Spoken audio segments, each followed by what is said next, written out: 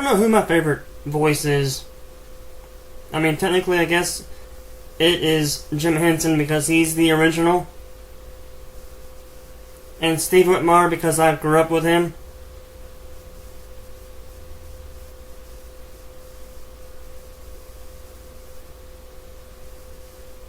And now, Matt Vogel is Kermit. I hope that Matt Vogel will be able to perform Kermit on movies that will be released outside of Disney+.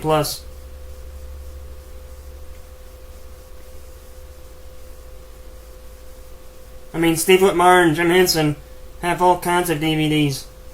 Jim Henson has like 3 or 4. Counting the Muppet Show, Jim Henson has a lot. And Steve Whitmire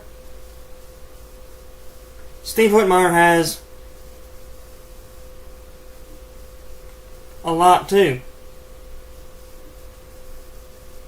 Matt Vogel,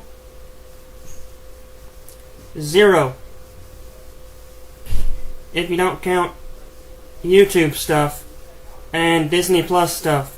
Matt Vogel has nothing on DVD with his Kermit at all, as far as I know.